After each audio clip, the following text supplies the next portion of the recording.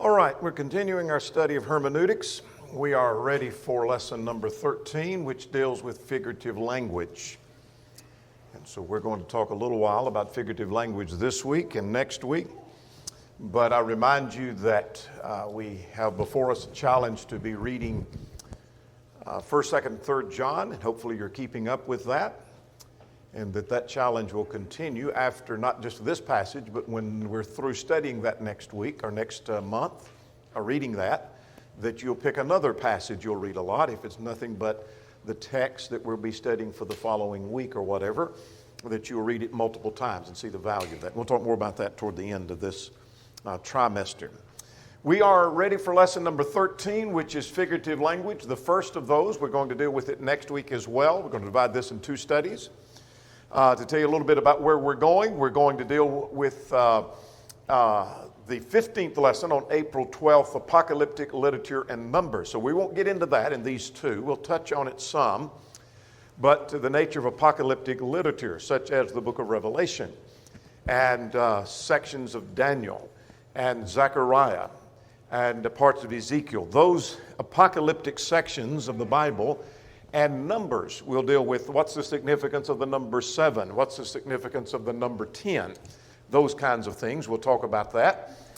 And then I'm excited because I'm not sure what I'm going to say. I'm like Paul Earnhardt. I told him one time, I'm anxious to hear what you're going to have to say in your lecture, and he said, I am too. Well, I'm anxious to see what I'm going to say. I'm not sure what all I'm going to say about Hebrews and hermeneutics, but we're going to work through the book of Hebrews, looking at how Paul used the principles, if he be the writer, whoever the writer was, how they used the principle of hermeneutics in the book of Hebrews. And so I'm still working on that one. And then we're going to talk about application. Let's talk about figurative language for a little bit. The Bible uses a lot of figurative language. If you even have a smattering knowledge of the Scriptures, you have come across figurative language at some point. If we don't know how to interpret figurative language, then that creates mass confusion. And we'll see some examples of that. If we read it and we literalize and we don't understand how we interpret that figurative language, then we have great confusion. Here is a basic rule. Every book on hermeneutics, every study on hermeneutics will emphasize this point. And so you say, I want to get a fresh start on hermeneutics. I'm going to buy some materials on hermeneutics. I'm going to buy Terry's book. I'm going to buy Dungan's book, etc., some other works, and they're going to make this point time and again. And that is, words are to be interpreted as literal unless the context, and I might add, or some other principle, demand a figurative interpretation. And that's true in everyday language. Forget the Bible for a moment. That if I am conversing with you and I talk about a boat, you would most likely understand or interpret that as a literal boat unless I put that phrase or term in context with something and you say, well, that's not a literal boat. So if I said, I helped my father-in-law sell a boat, what do you think? A literal boat. He had a boat and I helped him sell it. But I've been mentioning a number of times that we have a basic level and then we're going to have a deeper level, and I've mentioned in this class that if you don't want to go to the deeper level, you stay in the boat. I've used that phrase. I'm not talking about a literal boat. You understood that. There's figurative language every day. And so the rule is you interpret it as literal unless there's something that demands that you have to interpret it otherwise. That's a general rule. Is there an exception? There probably is. But we're dealing with the general rule.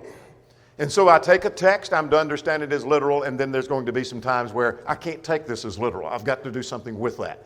And we're going to get to that as we go further. Get some examples of figurative language where the same term, one time it's literal, another time it's figurative. The Bible uses the term fox. We'll talk about this a couple of times in our study tonight. And that sometimes, or in this case, in Luke chapter 13, it was used in a figurative sense referring to Herod. So Herod was referred to as that fox. Go tell the fox. Talking about Herod. But in Luke 9, it was used literally. Foxes have holes. Talking about a literal fox. Here's another expression. Jerusalem refers to the literal city in Matthew chapter 21 and verse 1. But in Revelation 21 and verse 2, it refers to heaven. Some think that's referring to the church. Same point. It's not referring to the literal city.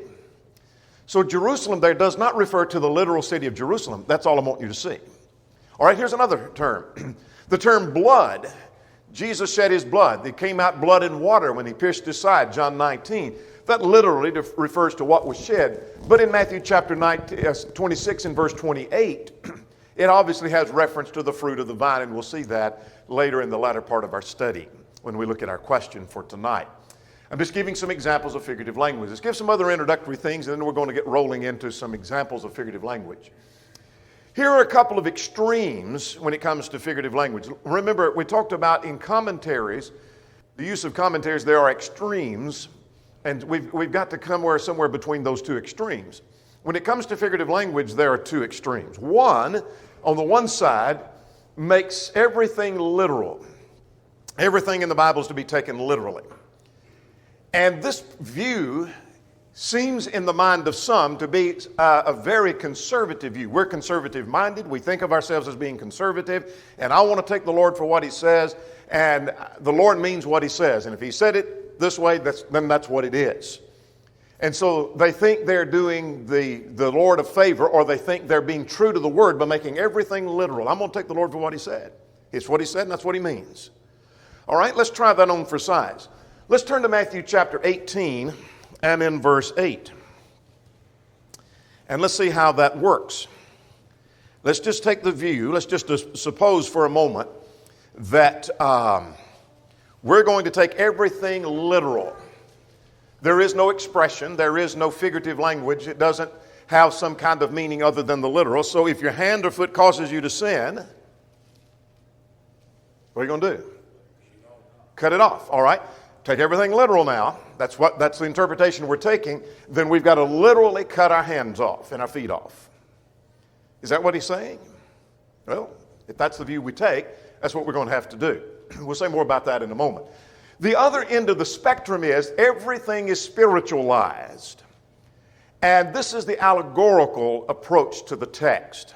If you are familiar with Dungan's book, and some of you may have Dungan's book on hermeneutics. It's become kind of a standard text in many classrooms, like at Florida College, at Freed-Hardeman, and other places on studies of hermeneutics. But anyway, he gives several examples of Philo, for example, took that view. Clement of Alexandria took that view, that was the approach you take to Scripture, and that everything is spiritualized. So everything in the Scriptures has some other meaning. And so I raise the question here, how do I know? For example, the four rivers, we're told. The four rivers that are mentioned in Genesis 4, 1 to 4, have reference to things like temperance and compassion and love, etc. I forgot what the four things it stands for. But my question is, how do I know that? How do I know it doesn't stand for four other things? And so really the Bible has no meaning to us because I can put whatever meaning I want on that when everything is supposed to be spiritualized. Now there's a degree of that in the AD 70 doctrine, and I'm not going to develop that, but I just plant that for what it may be worth to you. So how do I know if it's figurative language? How would I know? I'm reading the text, and I come across a phrase, and how am I going to know that this is figurative language? Context.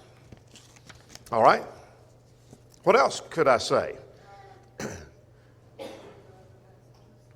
Say again. Okay, other passages may indicate that this has to be figurative if I harmonize this text with those. It doesn't make sense if you try to apply it. Yeah, doesn't make sense, like our text a moment ago, Matthew 18. All right, here's one way I know when the text says it's figurative. The text may just specifically say, this is not talking about something literal. I may not word it that way. But let's take John 2, for example. Jesus talked about destroy the temple and I'll raise it again in 3 days. And they thought, literal, the literal temple. But the text says he was referring to his body. That's not the commentary. That's what the text said. So the text says this was figurative. Make sense? All right. Here's another example in Galatians 4 and in verse 24. Remember the allegory? Let's look at a phrase that's used in Galatians 4 and in verse 24. Verse 24 says, these things are symbolic. That's the phrase I wanted you to see. For these are the two covenants. So here are things that represent the two covenants, one representing the old, one representing the new. So those are specifically stated. Here's another way I know the literal interpretation is impossible. Like Matthew 8 and verse 22, Jesus said, let the dead bury the dead. Now, literal dead burying the literal dead. Because if we make everything literal, wait a minute, that's impossible for the literal dead to do that. Let's look at Jeremiah chapter 1 and in verse 18. Look at Jeremiah, if I can find my text here, Jeremiah chapter 1 and in verse 18. This is talking about Jeremiah himself. For I have made you this day a fortified city, an iron pillar. Now, which was he? Was he literally a city? And if he was, how could it be a city and a pillar at the same time? In other words, that's impossible. So that must be figurative language. Another way to know it's figurative language is when the interpretation contradicts plain passages.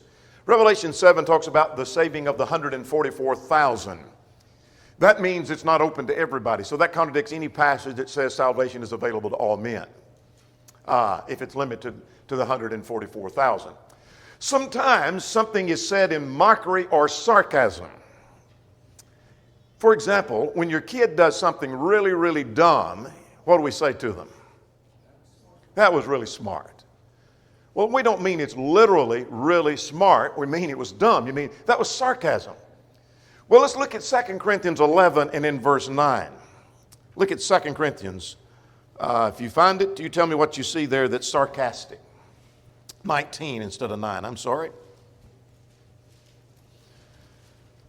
Paul is addressing his critics, and he said, you are wise. You think he meant that? No, he's saying that like we say to a child, that was really smart. He's saying, boy, you're really smart. You're really wise. That's sarcasm. We see the same thing in the contest at Mount Carmel. Here's another way we know that it's figurative language when the literal interpretation demands actions that are wrong. We started with this a moment ago, like cutting off your hand and feet. So it's demanding me to do something that contradicts other passages. Or Jeremiah chapter 25 was a command, get drunk. Well, it wasn't literally getting drunk. It's demanding something contrary to God's plan. So it must be used in a figurative sense. Does that make sense? Now, that's not exhaustive. I'm just giving you a little taste of how I'm going to know ahead. What flags me, this must be figurative. How did I know that? I know it for those following reasons. Now, let's talk about some rules for interpretation of figurative language. Some basic rules that we need to follow. First of all, we let the author give his own explanation. That sounds pretty simple. But what we mean by that is, rather than saying, I think it means, or it probably means, we may need to look at the context. And when the context gives me some insight and gives me an explanation, I need to accept the context explanation. For example, we've already looked at John chapter 2, where Jesus spoke of his body when he talked about destroy this temple. So what does he mean by destroy this temple? I'll raise it again. He's talking about his body. The text tells me. So I'll let the author make his own explanation of that. Matthew 8 is the parable of the sower. So what is represented by the seed going on by the wayside and on the stony ground and on the good soil? What does that represent? The context tells me that. Does that make sense? All right, so the author is going to tell me. Here's another rule, and that is the interpretation must harmonize with clear accounts. What does that mean?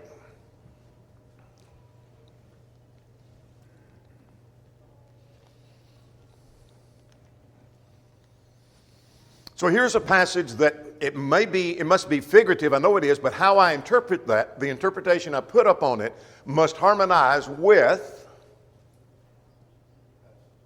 passages that indeed are clear, that are not in question. Does that make sense? Now, Dungan in his book uses this expression, it must be according to the general and special scope. What does he mean by that? Well, that is the scope of the general scope of the Scripture, or maybe the special scope of a particular text. And for example, he gives this example. Psalm 19:7 said, the law of the Lord is perfect. Well, is it saying it's flawless? It probably means it's complete. But does it really mean it's complete, fully? That nothing else is to be added? Because the new hadn't come into play yet. There's more to come. So, I need to, whatever interpretation I put up on how the law is perfect, it was perfect for what it was designed to accomplish. It was designed to bring us unto Christ. But it wasn't all that God had intended. Does that make sense? So the interpretation I put on that has to agree with the scope of the text and the scope of the Scripture and the scope of the Bible. Does that make sense? All right. It also we must compare figurative accounts with accounts of the same thing. For example, Joel 2. Let's look at Joel 2. Let's go there just for a moment. Look at Joel chapter 2. We're going to get into Joel before long. In Joel 2, beginning at verse 28, that he said, it's going to come to pass that I'll pour out my spirit on all flesh, and your sons and your daughters shall prophesy, your old men dream dreams, your young men shall see visions. Look at verse 30, I will show wonders in heaven above, and blood and fire and pillars of smoke, and the sun shall be turned to darkness and the moon into blood. Wow, this has got to be figurative. Now, how on earth am I ever going to interpret that? Well, I'm going to harmonize that with texts where that's quoted. So I'll go to Acts 2 because it is quoted in Acts 2, and the events of Acts 2 are the fulfillment of that. Does that make sense? I can understand Acts 2. I see what Acts 2 did. I see what happened there, and that was the fulfillment of that prophecy that I didn't understand over here. Make sense? Now, we're learning rules of interpretation. There's a rule of do you agree with that or not? Does it make sense? Up and down is yes, back and forth is no. We never have got that rule. So, does that make sense? All right, let's go to number 3. Consider the resemblance of the things compared. For example, when Jesus is said to be a lamb, behold the Lamb of God, there is some way in which he is not a literal lamb. Obviously, he's not a literal lamb. So there's a way in which he's like a lamb. So how do I interpret that? Well, I need to give some kind of consideration to how does he resemble a lamb? What ways is he like a lamb? Well, he's going to be a sacrifice. That's one way. He's innocent as a lamb. There's another way. Just as a lamb is led to slaughter, he's going to be led. There's a number of ways in which he's like a lamb. That makes sense? All right. Here's another. The Pharisees are like whited sepulchres. What does that mean?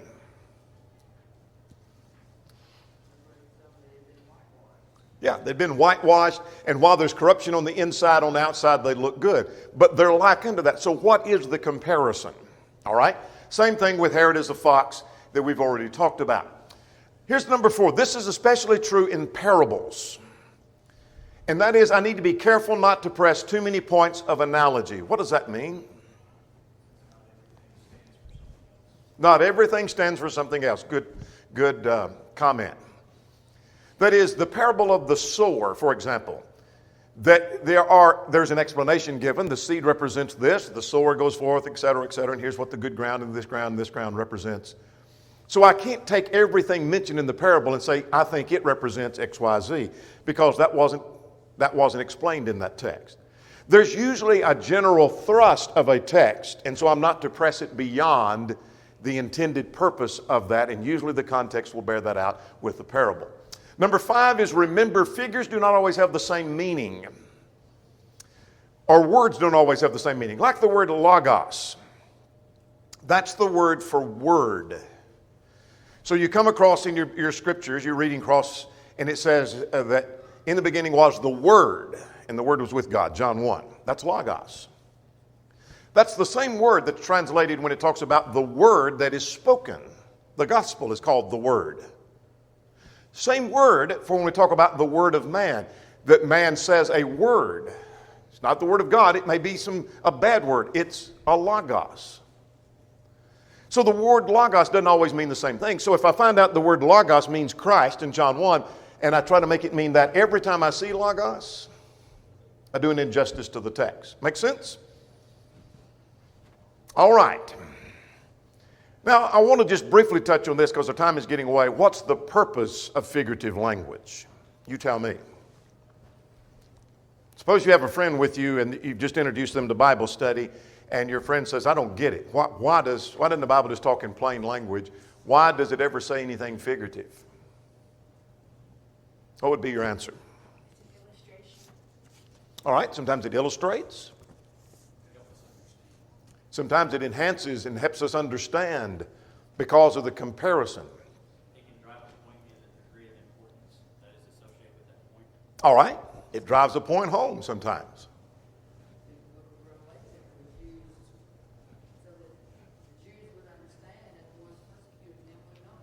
Absolutely, particularly when we get into apocalyptic language and literature.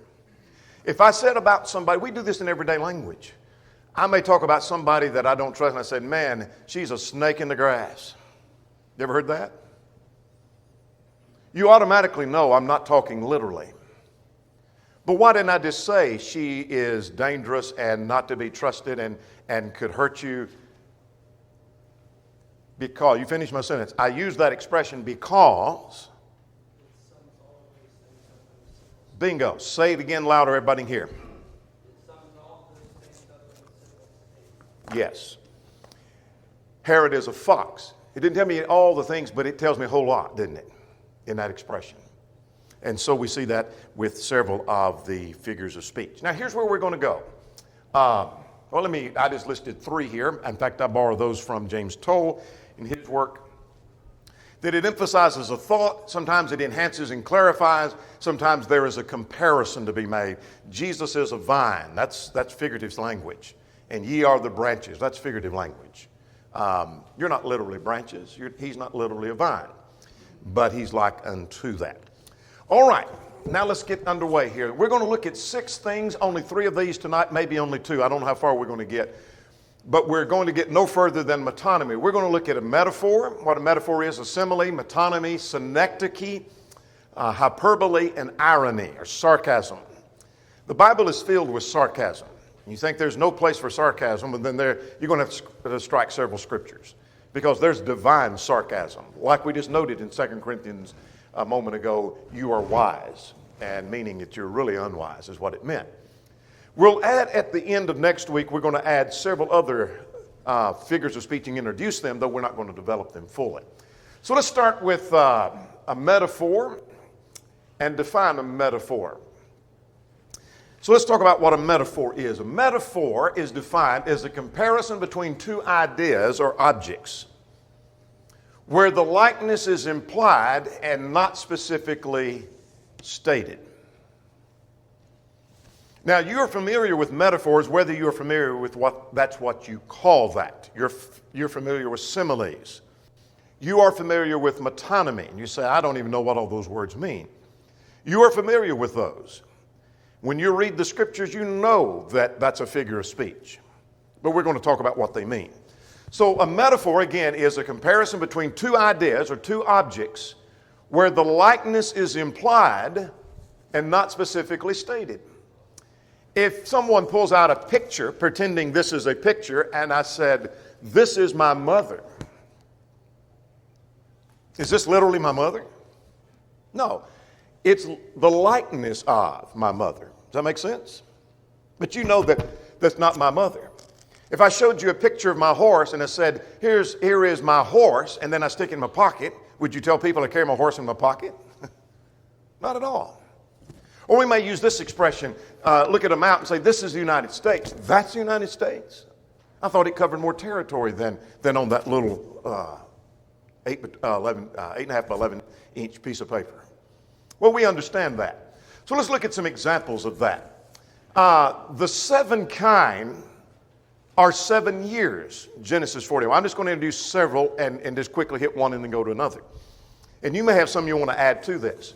But the 7 kind are 7 years. Now, wait a minute. 7 kind or 7 years? What it means is 7 kind represent 7 years. Does that make sense? In that dream. All right. Here's another. Naphtali is a deer let loose. Was Naphtali really a deer? Naphtali is like a deer. That's the point. So that's a metaphor. Make sense? All right, here's another one. They are hewn out cisterns. Talking about Judah. And they are hewn out cisterns that hold no water. In other words, it's empty and useless. Was Judah really a literal cistern? No, that's a figure of speech. But this is a metaphor. They're like. It didn't say they were like it. They said it's worded as if it was a cistern. Judah is a cistern. But the implication is Judah is like a cistern. Does that make sense? All right, here's another. That Nebuchadnezzar Daniel said, you are the head of gold. He didn't say you're like the head of gold. He said you are the head of gold. Was he really the head of gold? No, he's like the head of gold. That's a metaphor. Here's a classic. John 15:5. Jesus said, I am the vine and you are the branches. What does that mean?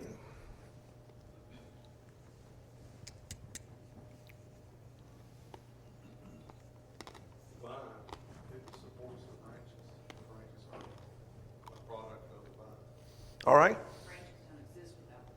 Exactly. Branches don't exist without the vine. The branches get their life, their nutrition, their source of life from the vine. And Jesus said, I'm the vine. In other words, I'm like a vine and you're like the branches. That's what he means. But it's not what he said. He said, I am the vine and you are the branches. And so if I make a literal interpretation of that, then Jesus is a literal vine and I'm a literal branch. That's not what he means. It obviously means he's like unto a vine and we're like unto branches. Look at 1 Corinthians 10 and in verse 4. Speaking of Israel, they drank of that rock which followed them, and that rock was Christ. Jesus was said to be a rock. So if Jesus is a literal rock, you have a problem with that? Yeah. How did then Jesus speak, and how did Jesus shed his blood? Rocks don't have blood, etc. We have a great impossibility there. But he was said to be likened to a rock. That's a metaphor because it didn't say he was like. Tell that fox. It didn't say he was like a fox. It said he was a fox, as we've already considered that. Let's go and look about 3 more of those. You are the salt of the earth. Now, it didn't say you're like salt, but it said you are the salt of the earth. That's what we are. We're the salt. What does that mean?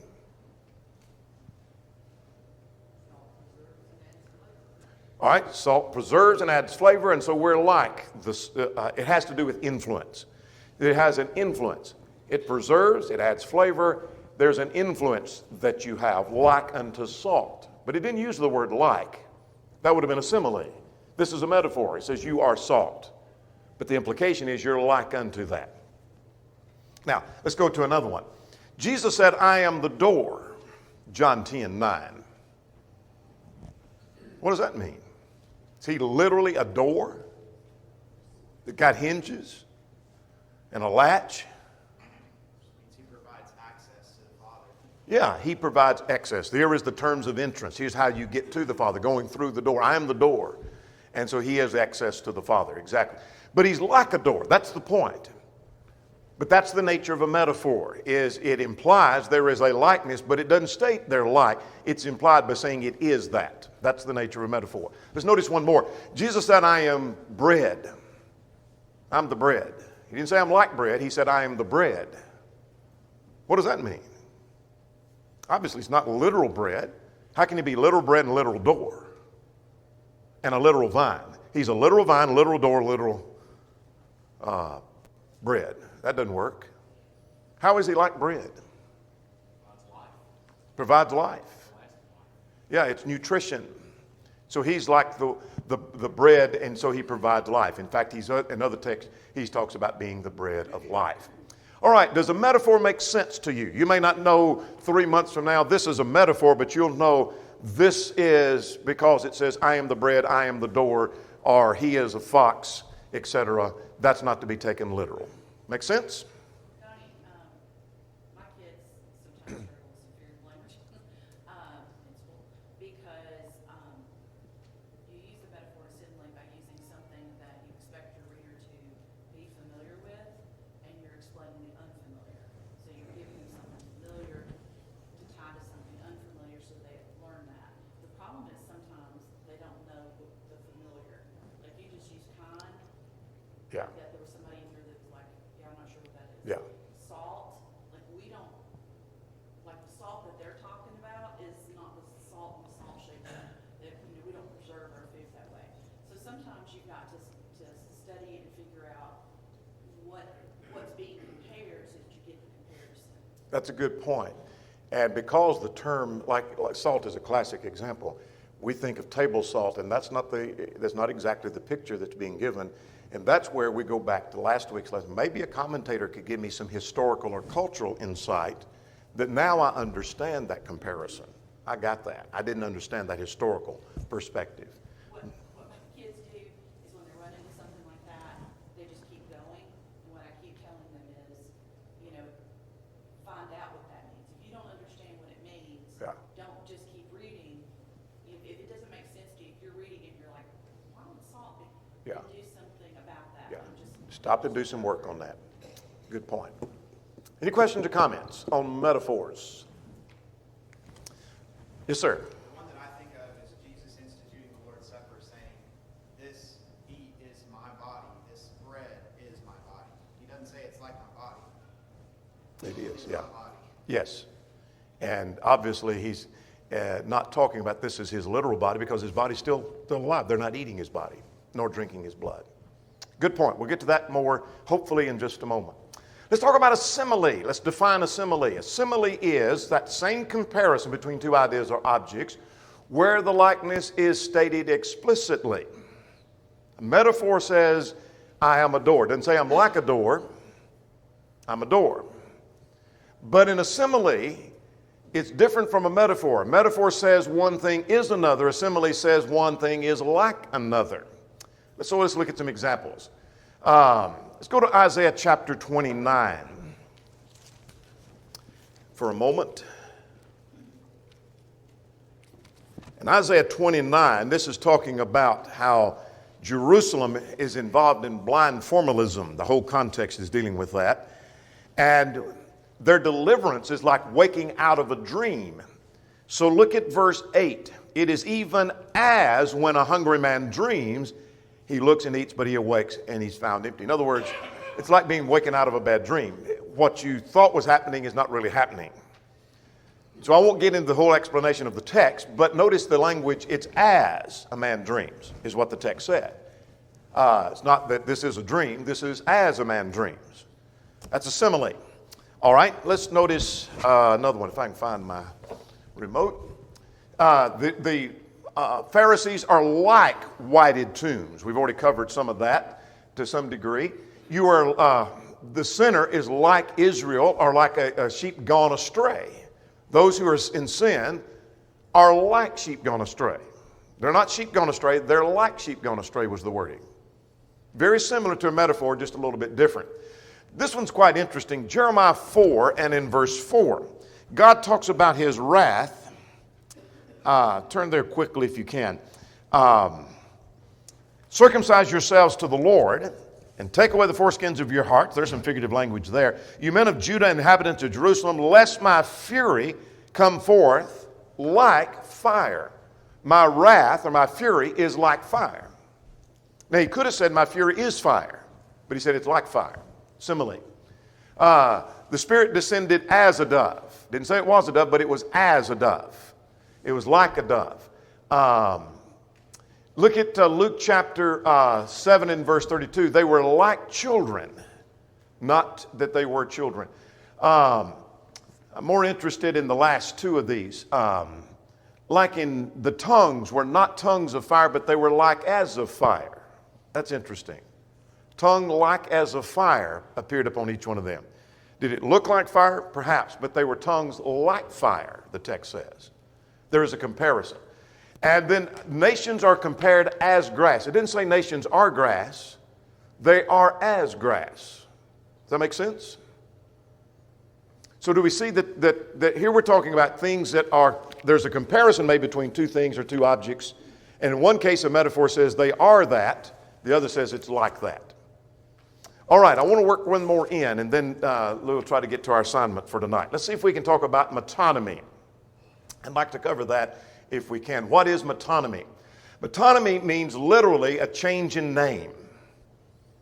That's what the word literally means. You look up the word, and particularly if you were to go to the OED, and that is the Oxford English Dictionary, and do a study of the etymology of the word, it has to do with literally a change in name. So what does that suggest? It's the use of one word for another.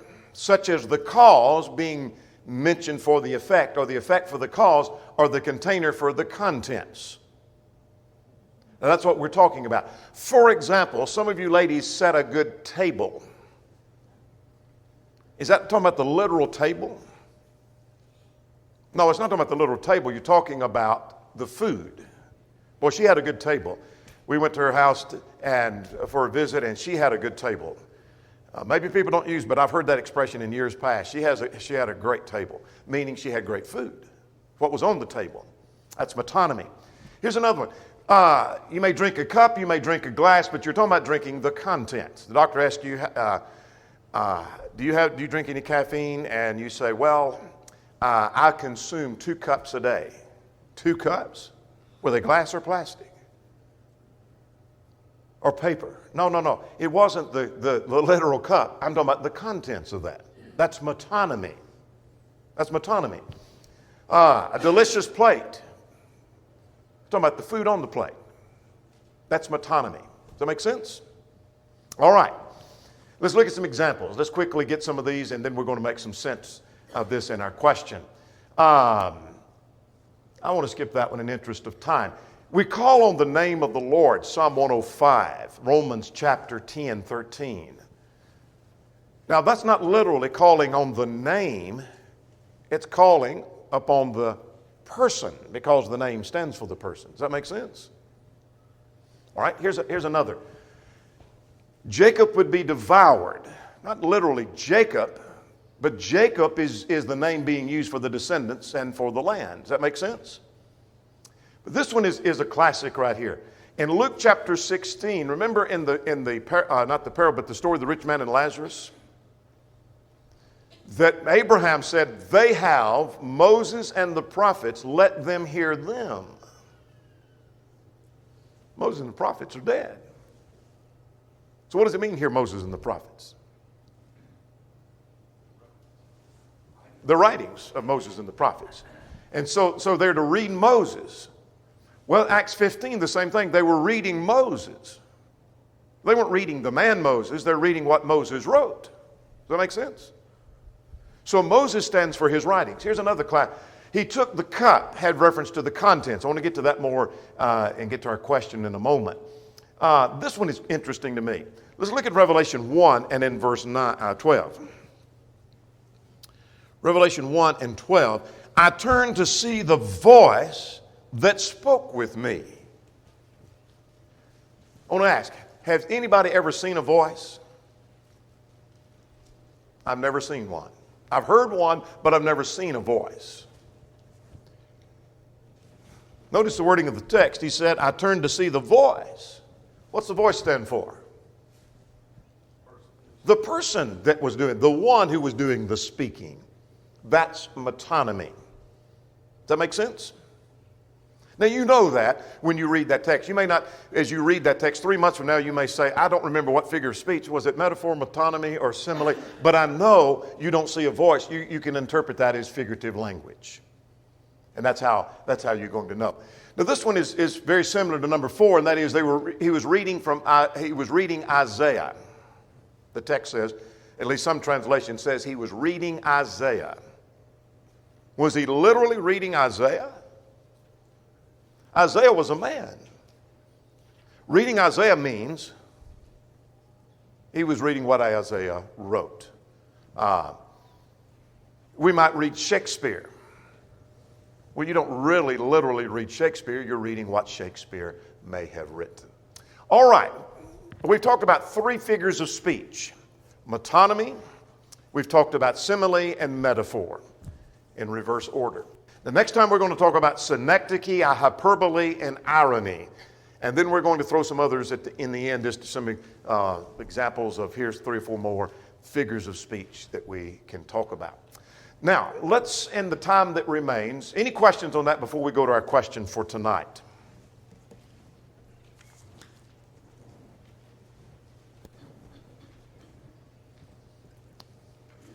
Now, I may not have touched on the one that you have questions about or that you may be puzzled about. And We will try to touch on some more next time of figures of speech. I just want to introduce you to the idea that there is figurative language, and here's how we're going to interpret that. All right? Now that we get into, let me back up just for a moment, and I think we're still going to have time to deal with our question. When we get, for example, the next two, synecdoche, that's a part for the whole. We understand that part of the time, but there's parts of the time we don't understand that. And what I mean by that, the text says one thing, but it stands for several other things. And I can show that from the context or other text, but we sometimes won't interpret it as it being limited to that one thing. Well, the same thing, it comes to hyperbole. There's overstatement for emphasis. And we'll talk about a number of cases where the Bible makes an overstatement, but that's not exactly how it happened. That was an overstatement. Such as we may say, everybody is against me, when maybe 90% are, but that's not everybody, but that's most of them. But it's so much so that you can say everybody's against me. Does that make sense? So we'll talk about that, and we have troubles perhaps more with those than the others. All right, let's look at, the question is, and there are actually 4 questions here, in Matthew 26, Mark 14, Luke 22, 1 Corinthians 11. All those are passages dealing with the institution of the Lord's Supper. Here are several questions concerning them. Number 1, what's the cup? And number 2 is, what does it mean that Jesus blessed the bread and blessed the cup? And what is meant by the phrase, this is my body, this is my blood? 3 and 4, pretty much when we answer one, we've answered the other. So let's start with the cup.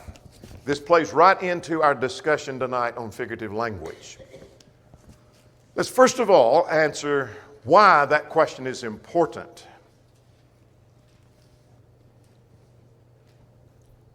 If you know some of your history in the church, the one cup doctrine, which is what? Everybody drinks from the same cup, or they drink, in many cases, from 2. And I've never understood one cuppers having 2 cups, but some of them do. Why that is, I don't know. But there is an element, there's pockets of elements of those. There's some in Kentucky. There's some down around Lawrenceburg, Tennessee, that is. In fact, one of the more notable debates years ago was in Lawrenceburg, Tennessee. The Porter Waters debate.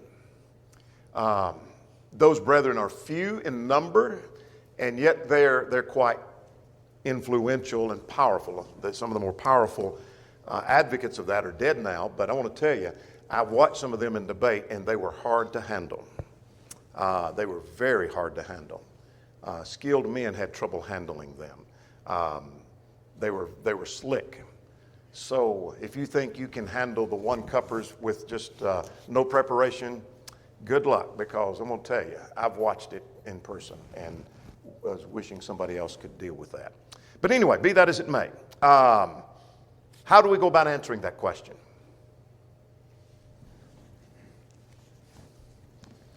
We're interested in the mechanics as well as what the text is saying. We're going to start with context. So let's just start with Matthew 26, and if we need to go to the others, we go to the others. What in the context of Matthew 26 may help me to understand what the cup is? Say again. Passover supper. The use that he made of the cup. Now, if I talked about a cup, how are you going to know what I'm talking about? Forget the Bible. If I'm talking about a cup, how are you going to know what I'm talking about? By the context. If I said I dropped my favorite cup this morning and broke it, probably a literal cup, isn't it? If I say I drank a cup, I'm talking about the contents. All right, now let's look at Matthew chapter 26, and let's see what's said in the context. The text said, look at verse 27, he took the cup and gave thanks and gave it to them, saying, drink from it, all of you. Luke 22 told him to drink all of it, by the way. For this is my blood. There's a connection between the blood and the cup of the new covenant, which is shed for many for the remission of sins. But I say to you, I will not drink of this, what do you call this cup? The fruit of the vine. Now, did the context help me at all? Now, a commentator would have helped me, maybe. I might look up the word cup, and it may tell me some things that sometimes it's used as a metaphor or metonymy. And sometimes it's used in reference to a literal cup, but that didn't help me tonight. I need to look at the context. Does that make sense? Context, context, context. So that helped me there, didn't it? He took the cup and he said, "This is my blood." And then he said, I say to you, I will not drink of this fruit of the vine. The fruit of the vine was equated with the cup. Make sense? Questions, comments? All right, let's go to the second question. What does it mean that Jesus blessed the bread and blessed the cup? Now, why do we need to raise that question?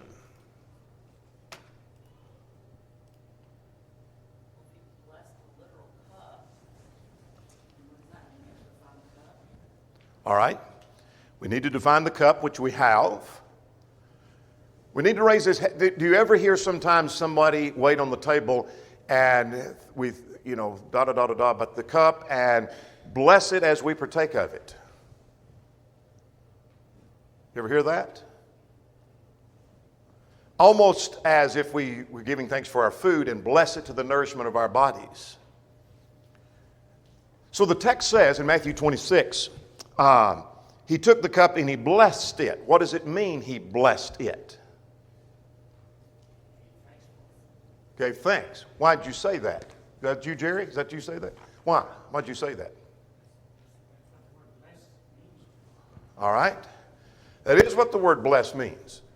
And I know that because of the context. How am I going to see the context? What's our number one rule in Bible study? Read, read, read, read. He took the bread and he blessed it. Then he did the same thing with the cup, but it didn't say he blessed the cup. It said he gave thanks. That's synonymous. That makes sense? Context just showed me that. All right, our time is gone, but we've got to deal with this last one and we're going to be done. Last two, we'll deal with them together. What is the phrase, "This is my blood and this is my body," or "This is my blood"? What does that mean?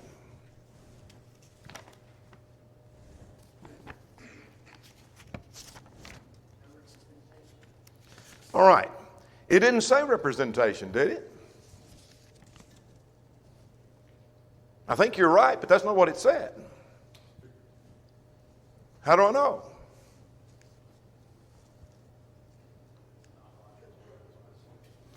It's not logical otherwise. He took the cup. Here's our expression again. He took the cup and said, "This is my blood." And then he referred to it as the fruit of the vine. Now, he already called it his blood. While blood is still flowing through his body. He's still alive. Is he not? And he said, "Take this bread and eat it. This is my body." He didn't say it's like my body or it represents my body, but he said, "This is my body." If it literally refers to his body and literally refers to his blood, that's what the Catholics called transubstantiation. It literally is transferred and made into the blood. So you're literally eating the blood, eating the body, and literally eating the blood of Christ. And so sometimes great emphasis is given. This is his blood. It's representing his blood. Does the text use that phrase? No. Nor does it say, "Herod is like a fox." But that's what the point was. Does that make sense? It represents his body. It represents his blood. Take, this is my blood. This is my blood. And then he calls it the fruit of the vine. Same cut. Make sense? So that helps us to understand perhaps figures of speech. Figurative language. Questions or comments? Our time is gone over. All right, we're going to look at three more next time and more questions.